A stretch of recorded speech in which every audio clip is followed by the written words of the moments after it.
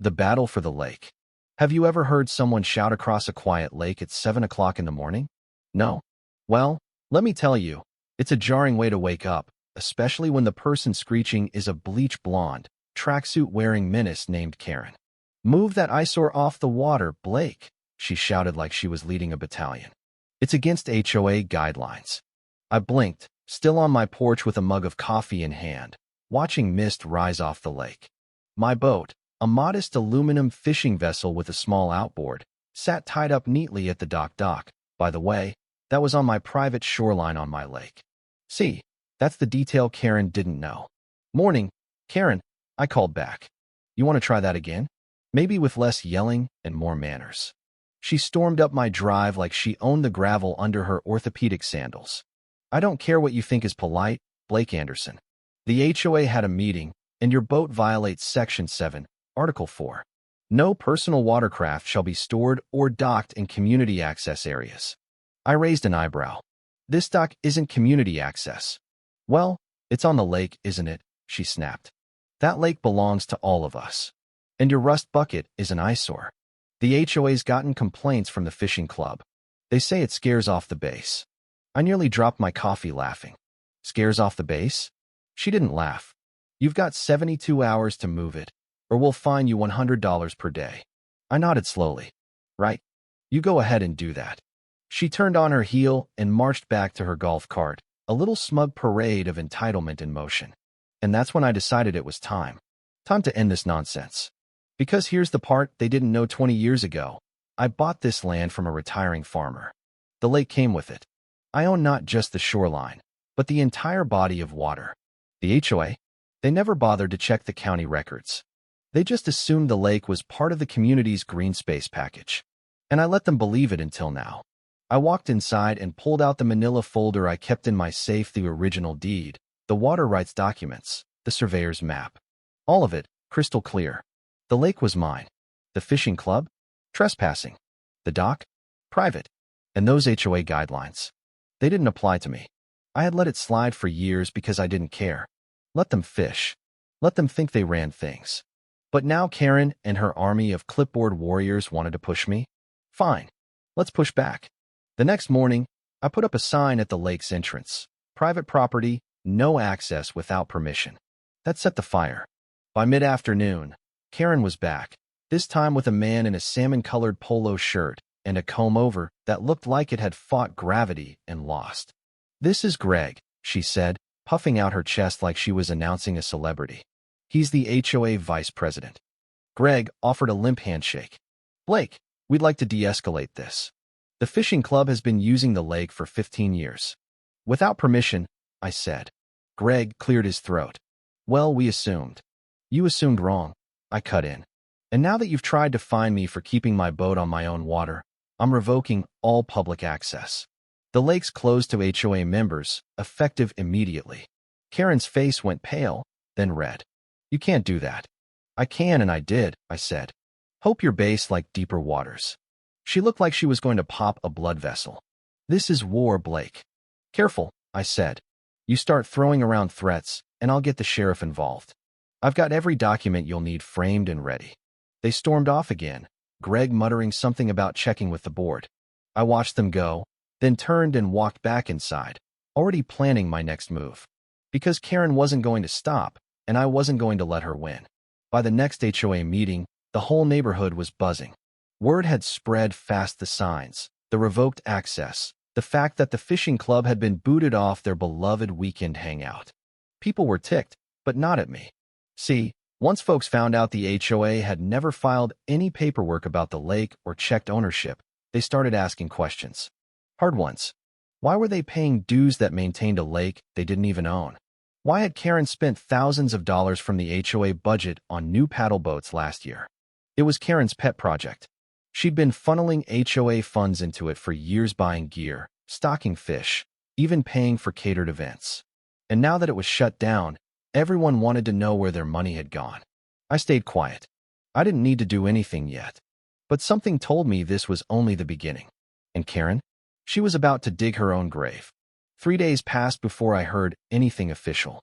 And when I did, it came in the form of a thick, overly formal letter folded into an envelope with the HOA's logo stamped on the upper left corner, like it was some kind of royal decree.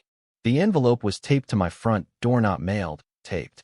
That told me everything I needed to know about what kind of circus this was becoming. The letter accused me of unauthorized restriction of community resources, obstruction of scheduled recreational activity, and my personal favorite, uncooperative behavior detrimental to neighborhood harmony. It was signed by Karen and 3 other board members whose names I barely recognized. I read the letter twice, set it down on my kitchen table, and poured myself a glass of sweet tea. They were doubling down. That meant they were scared. I made a few phone calls that afternoon, not to lawyers yet, but to the county assessor's office and the Environmental Commission. I wanted every record that had ever touched that lake. I pulled up the land plat, reviewed the water use rights, found an old zoning commission note from 32 years ago that confirmed the lake had never been annexed as common property when the neighborhood was developed. It stayed with the original parcel, which, lucky me, I had bought outright. The next morning, I noticed something strange. A group of men in orange vests standing near the lake's edge on the southern side. They were pounding in stakes and unrolling what looked like nylon fencing. I walked down with my phone recording in my shirt pocket. "Morning," I called out. "What's going on here?" One of the workers turned, clearly not thrilled to see me. "Just installing a temporary barrier. We were told by the HOA there's going to be shoreline restoration happening this week." I blinked. "On this side of the lake?" "Yeah," he said. "All this stretch up to the bend." "That's private land," I said. "Who gave you permission?" "The HOA president, Karen." Something in his tone told me he didn't want to be involved anymore. I held up my hand. "I need you to stop immediately. This is trespassing. I own this property. If you touch anything else, I'll have to call the sheriff." He looked between me and the stakes already driven into the ground. "We're just following orders, man." "I get that. But the people giving you those orders are overstepping their authority. You can either pack up peacefully, or you can explain it to law enforcement." The guy sighed, muttered something to the others, and within 20 minutes, they were rolling up the fencing and hauling the stakes back to their truck. I stood there the whole time, arms crossed. When they pulled away, I noticed Karen standing across the street near her golf cart, arms folded, watching like some kind of suburban sentry. I didn't wave. I didn't nod. I just turned and walked back to my dock. That afternoon, I filed a formal complaint with the sheriff's office citing attempted land encroachment and unauthorized construction. They took it seriously. Not because the HOA had sent workers they saw that sort of power play all the time, but because I had documentation, deeds, maps, surveyor stamps, the kind of airtight paperwork that didn't leave room for interpretation. 2 deputies visited Karen the following morning. I watched from my porch as they knocked on her door and spent a good 20 minutes speaking with her and Greg, who had apparently been summoned for backup. Karen's arms flailed wildly as she talked. Greg kept looking at the ground like he wished he could disappear into it. After the deputies left, Karen didn't come storming up my drive. She didn't say a word. But 2 hours later, I got an email from a neighbor named Megan. She wanted to talk. Megan lived on the east side of the neighborhood and had been on the HOA board for about 6 months. She was the treasurer technically. According to her, Karen had slowly pushed her out of the loop over the past few months, locking down financial data and refusing to let her review purchase orders. I started getting suspicious after she approved a $3,500 line item labeled Aquatic Resource Enhancement, Megan said when we met at the local diner that evening. But she wouldn't explain what it was. Just brushed me off and said it was for the fishing club. I raised an eyebrow. "You know that club's been using my lake without permission?" "I do now," she said. "Look, I'm not a pushover, but Karen's been intimidating people. She uses the bylaws like a weapon. So you're saying there might be more financial mismanagement than just paddle boats and catered fish fries?" Megan nodded and slid a folder across the table. "Here's everything I was able to print before she changed the login credentials." I flipped through the sheets. Vendor payments with no matching invoices. Checks cut to companies with generic names like Lake Works and Shoreline Solutions. Several of them had been endorsed by someone named Kyle B. I didn't recognize the name. "You know this guy?" I asked. "No," Megan said. "But I ran the address on one of the checks. It doesn't lead to any office. It's a residential apartment 2 towns over." I leaned back in the booth. "You want to blow the whistle, don't you?" "I do. But I need help. If I go at her alone, She'll bury me in procedural nonsense. Then let's not go at her alone, I said. Let's go public. We gave it 72 hours. During that time, I gathered my own set of documents, photos of the fencing crew on my land, copies of the original deed, a timeline of events. Megan assembled a spreadsheet comparing all the HOA's budgeted expenses against actual financial records over the past 2 years. Then we sent out letters, not emails, not social media posts, actual letters, delivered by hand to every single household in the neighborhood. Inside each one was a summary of what had happened, a list of HOA expenditures that Megan had flagged, and a request for residents to attend an emergency open meeting at the community center the following Saturday. The turnout was bigger than we expected.